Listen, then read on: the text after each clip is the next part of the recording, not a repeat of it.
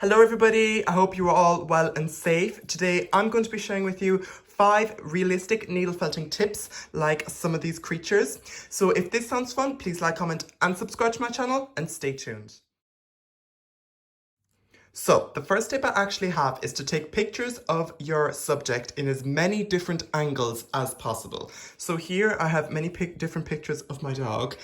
Cuteness alert, I have to say that, number one. So you can see I'm trying to get the face, I'm trying to see the proportions here of the legs, and I get a close-up on the paws and the eyes and the nose and just different characteristics his face has and different things that are to do with him. When he has his eyes closed, you can see that he's a bit of a brow and a bit of white on his chest. And ideally you'd get one with just like a long one, so he'd be like this, just so you can get the proportion of the body to the legs. I got that, but I can't find that picture there. And just many different angles. And this really does help you kind of set out your character and map it out as best as you can. My second tip is actually to make armatures for your dogs.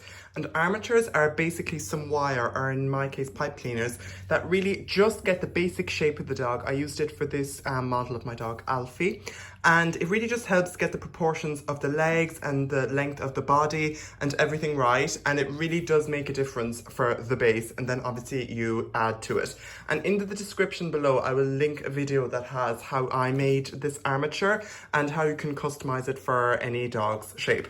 And an extra bonus with armatures is that you can actually move the legs and they stay in shape. And this can actually help when you're felting. So the next tip actually has to do with the color of the creature. You want to match it as much as possible, and though you might not have it in your wools, it is very easy to mix wools together, and actually I link that in the description below as well. So to do this, you obviously blend wools together, and I had 2 different wools. You might be able to see them here. I had a darker brown and then I had a lighter brown, and I blended them together and in different parts where obviously no dog or no creature is uniform. So you really want to get the highlights and the lowlights, and you can even do a bit of shading. I did it here with the legs and around the place where shadows would normally be, and you just really want to get the different variations in the dog's tone, and blending actually really helps this. So the next tip is actually all about the details, and this is really important to really get the livelihood of the creature across in your sculpture.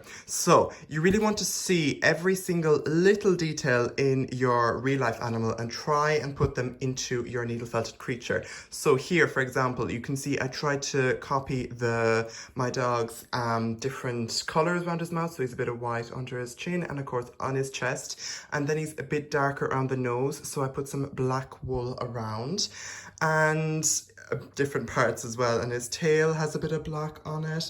I don't think there's any picture there with it, but you really just want to get the details as good as possible.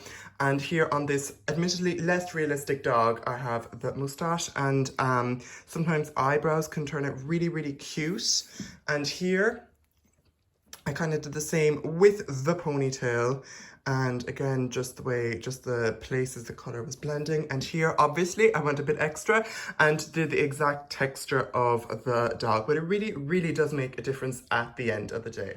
And something in hindsight I'd wish I'd done for my Alfie dog was to add some of the details on the paws. Here they're just plain, and even though it's fine if it was just a little bit bigger, you can attach or you can felt little nails on, claws on, and it really does make a difference, or even sew it on, and that is something that makes it extra cute, and just that attention to detail really makes the difference. So my last tip is actually one that can really set off a creature, and it is one I try and do as much as possible. I don't always get to do it, unfortunately, and that is the accessories. So most creatures have some sort of a collar or some sort of a bow in their fur, and I think it really adds so much to the likeness of the creature if you can add it in. Now, Alfie has a green collar, and to this day, I cannot find the right ribbon or the right fabric that is just that color for the collar, which is unfortunate, but someday I will, and boy will I be happy.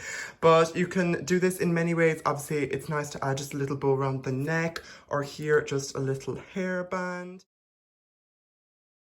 Thanks so much for watching, everybody. I hope you learned something about making your needle felt creatures much more realistic in this video. If it was helpful for you, please tell me down below in a comment, like this video and subscribe to my channel, and I'll see you next time. Bye.